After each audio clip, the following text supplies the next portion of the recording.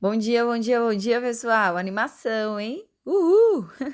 Tenho certeza que você vai assistir esse vídeo do início ao final, vai pegar o caderno e fazer algumas anotações da aula, beleza?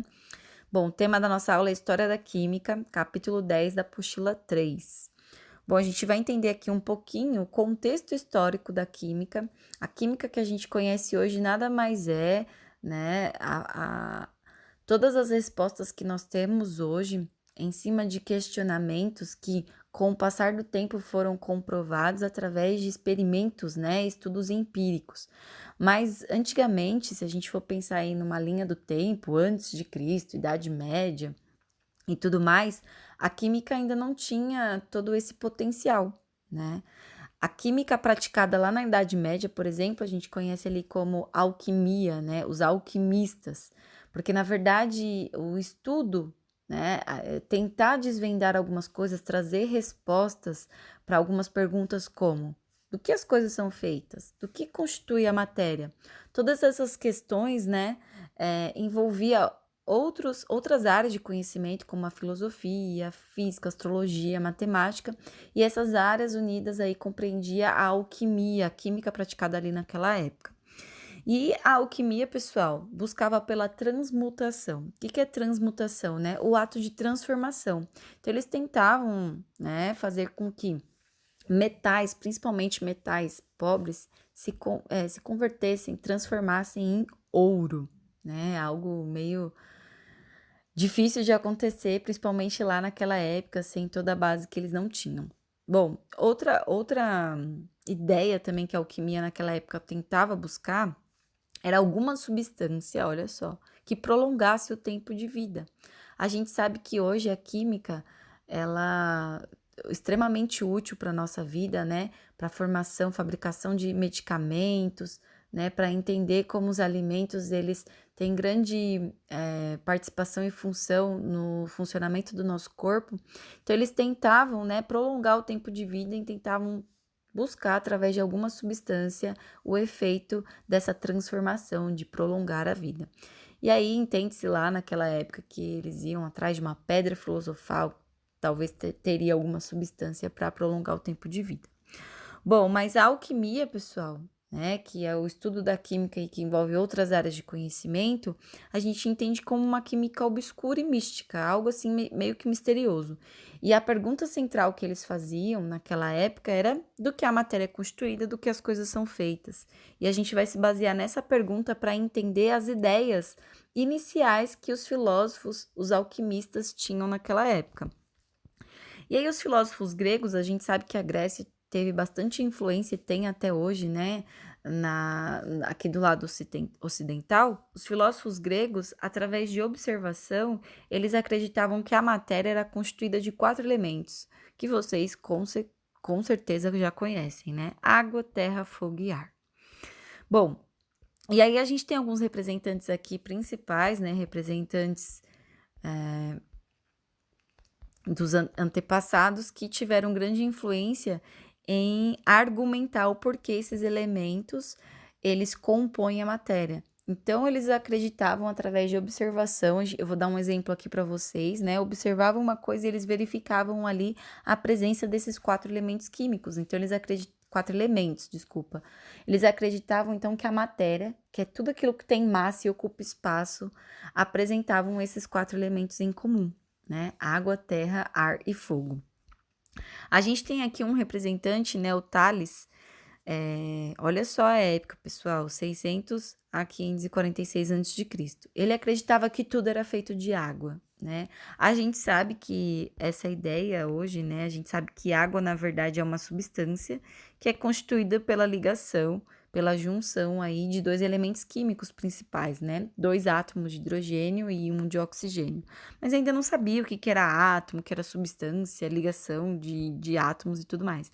Então ele acreditava assim, bom, o ser vivo precisa de água, nós temos bastante água em abundância no planeta Terra, fazemos ingestão de água, existe água em todo o ambiente, então tudo é constituído de água. Essa era a ideia principal, entendendo que a água era um dos elementos fundamentais que compunha a matéria. Aí tinha um outro cara lá, né, chamado Anaximenes. Também nessa época aí bem para trás, antes de Cristo, ele acreditava que o princípio que regulava e ordenava a vida era o ar, que tudo era feito de ar. Então a gente precisa do ar para respirar, os seres vivos, o ar está presente na atmosfera, compõe aí as camadas da atmosfera. Então, né, nas ideias desses estudiosos da época, né, exclusivamente do Anaximenes, ele acreditava que tudo era feito de ar. Bom, e a gente teve também a participação de um outro representante, Heráclito. Ele acreditava, então, que o elemento fundamental que compunha a matéria era o fogo, né? E aí, a gente sabe a grande importância, né, que a descoberta do fogo trouxe. Cozimento dos alimentos, né, aquecimento, se defender contra predadores, esquentar a pele, enfim, a grande funcionalidade do fogo para a vida humana, para os seres vivos. Então, ele acreditava que o elemento básico para compor a matéria era o fogo, que tudo precisava de fogo, né? A gente sabe que o fogo ele é essencial para aquecer várias coisas e através do fogo a gente também vê transformações de substâncias, mas ele ainda não entendia o que era a transformação da matéria. Bom, então a gente vê que a alquimia, o estudo da química que envolvia outras áreas de conhecimento, era puramente de observação. Eles não faziam nenhum tipo de experimento, né, que comprovasse a partir de um estudo empírico, né, de fatos assim reais, as respostas, né, para trazer respostas àquelas perguntas. Então, tudo isso era observação. Então, como por exemplo, né, queimar a madeira. Então, eles viam, né, observavam que quando queimava a madeira, a gente tinha a presença do fogo, a gente tem a presença do ar ali em volta, certo? O oxigênio. E gotículas de água eram liberadas. A gente sabe que isso acontece na combustão, vocês viram isso na aula passada, que numa reação química o combustível ele sofre queima, né?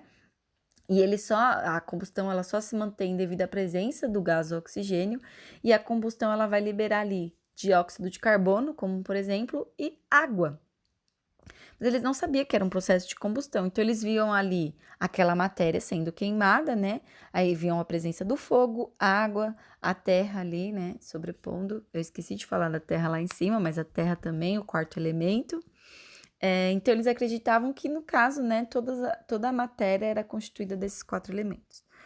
Bom, mas aí, pessoal, né, os anos passados, claro, a ciência foi evoluindo, então em torno de 1500 a 1600, ideias renascentistas ganham forças. A gente tem aí um representante muito forte, que é Descartes, que vem com um livro sensacional, né, Discurso do Método, em que ele prega, né, ele enaltece de que a química precisa aí de uma reformulação e que as verdades elas precisam ser consideradas a partir da razão e não da observação. E aí aonde, né, a química vai, assim, na sua história, ganhando força nos estudos sobre a transformação da matéria de forma experimental, tá?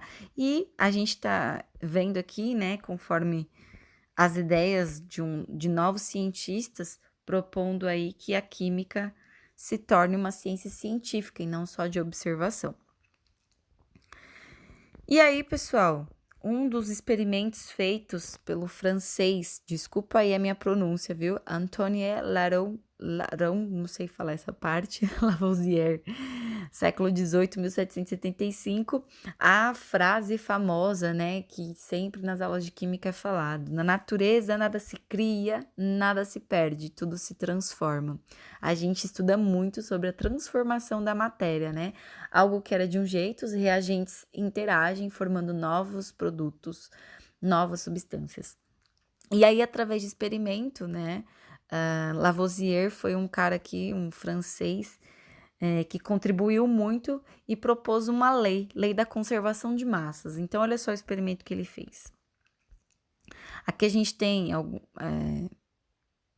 um esquema, né, demonstrando, deixa eu pegar uma canetinha aqui, a presença de óxido de mercúrio, tá, em 2 recipientes, e ele fez um teste no qual, aqui no outro esquema, a gente tem a presença desse óxido de mercúrio sendo esquentado, tá? Então, aqui a gente tem um processo de aquecimento.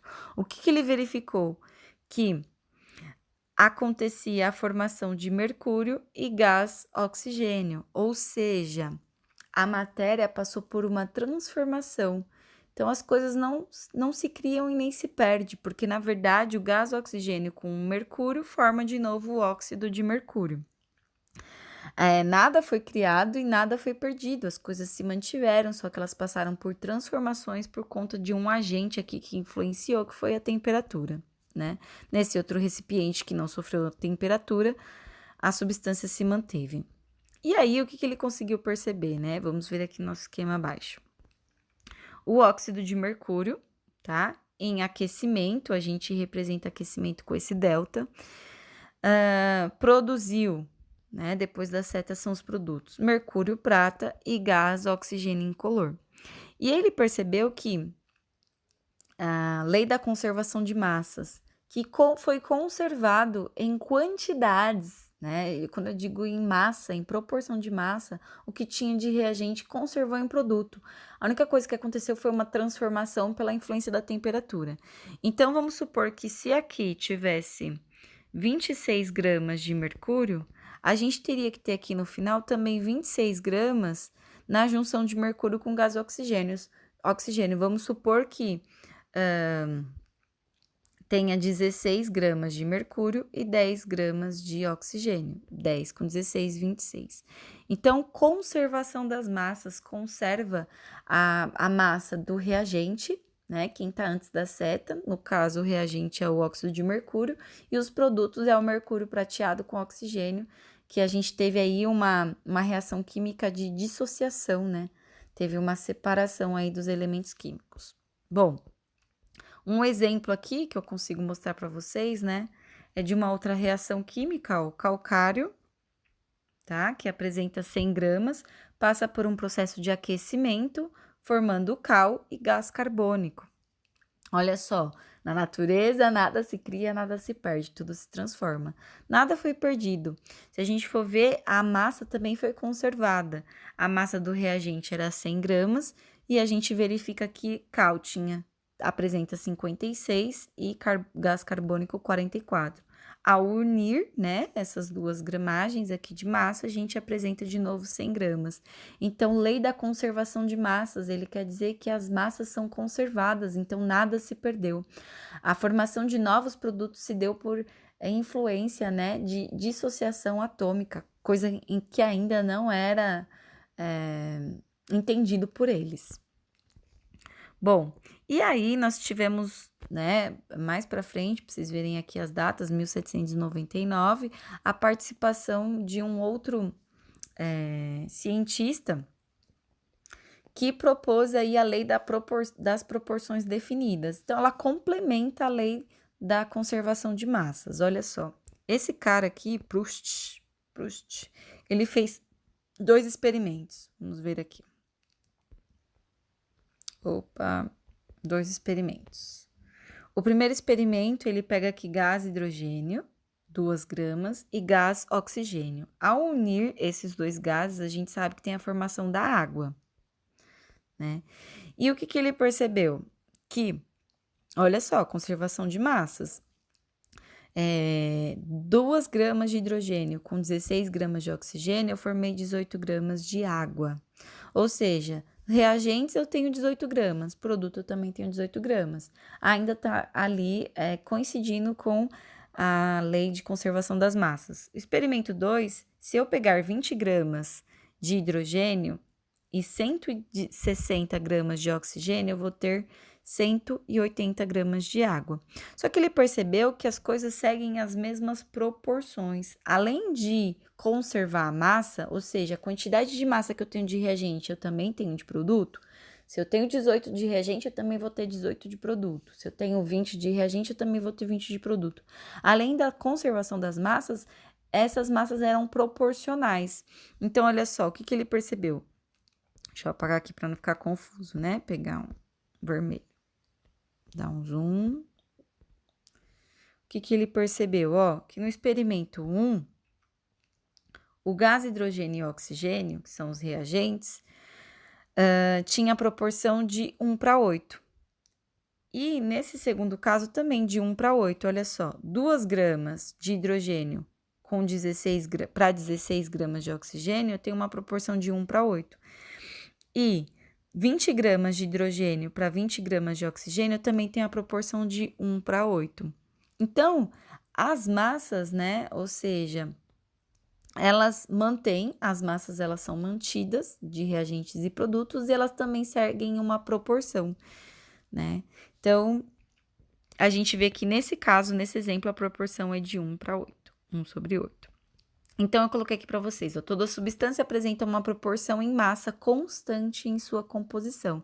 Então, se ele fizesse aqui, né, uma nova proporção, teria que respeitar essa sequência de 1:8. A gente vai ver outros exemplos assim, exercícios da apostila. Bom, então, para a gente finalizar a aula, o que vocês viram até agora foi um breve relato sobre a história da química, sobre como a alquimia era pensada naquela época, né, dos 4 elementos que nas ideias dos estudiosos daquela época compunha toda a matéria. A gente sabe que, na verdade, a matéria ela é constituída por uma partícula, né, indivisível. Então, como que isso chegou, né, como que esse conceito chegou nos dias de hoje? O primeiro modelo atômico, né, foi feito por Dalton. Na próxima aula, lá no capítulo 11, a gente vai ver modelos atômicos. Vários cientistas pensaram em modelos, ou seja, como um átomo seria, o que é um átomo, né? Do que a matéria, então, é constituída. E Dalton, pessoal, ele recebe, na verdade, é o nome dele, né? A palavra daltonismo, ela é em referência a Dalton, porque, na verdade, Dalton ele tinha dificuldades em identificar as cores, ele era daltônico. Então, a palavra daltônico, né, que são essas pessoas que têm a dificuldade em definir as cores por uma deficiência que tem lá nos cones e bastonetes,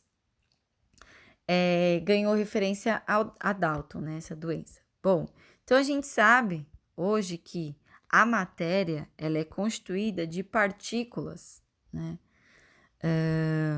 E essas partículas a gente chama de átomo, tá?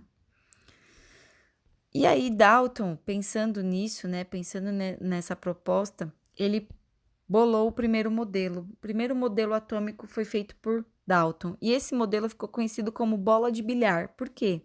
Ele relacionou, né, fez uma analogia que um átomo seria uma partícula indivisível, ou seja, indivisível. Então, o que as ideias iniciais foram que a matéria ela se desintegrava em porções menores até chegar em uma unidade que não se conseguia mais se dividir de novo. E aí chamou-se essa partícula de átomo. Então, tudo que tem massa e ocupa espaço, a ideia inicial foi que essa matéria ela é constituída por uma partícula, né? Eu pego essa matéria e desintegro ela em porções cada vez menores, menores, menores, até chegar naquela partícula, né? Que a gente entende que hoje é constituída de átomos, né? Que vão se ligar formando substâncias, né? Formando moléculas para formar substâncias. Então, essa desintegrar da matéria em porções menores, até chegar numa unidade que não se consegue mais se dividir, foi a primeira ideia de partícula que constitui a matéria, tá? E aí, Dalton, né, esse cara, ele propôs o primeiro modelo, conhecido como bola de milhar, porque ele acreditava que o átomo seria uma esfera maciça, indestrutível, indivisível e sem carga, tá? Neutra. E aí, a gente sabe que existem diferentes elementos químicos, né, que são encontrados na natureza, e se esses elementos químicos são representados por átomos, por partículas indivisíveis, eles são diferentes entre si. E como se explica essa diferença, né, de um átomo de oxigênio para um átomo de hidrogênio, por exemplo? Ele acreditava que o tamanho do átomo era diferente e a massa, ou seja, a massa também era diferente, proporcional ao seu tamanho, tá? Então, essas aqui são as ideias iniciais do primeiro modelo atômico. A gente vai parar por aqui, né? As nossas aulas, os nossos exercícios vão priorizar os cálculos de lei de conservação de massa, né? E lei das proporções, em que os reagentes e os produtos apresentam as mesmas proporções. E os modelos atômicos, a gente vai dar continuidade no capítulo 11, então vai ficar muito claro quando vocês verem a sequência dos modelos atômicos, para entender, né, então, que a química, nos seus estudos experimentais, a gente vai ver experimentos que foram feitos para entender que existe uma partícula que, na verdade, é uma desintegração de porções menores que constitui a matéria, tá bom, pessoal? Então, até a nossa live. Beijos, tchau!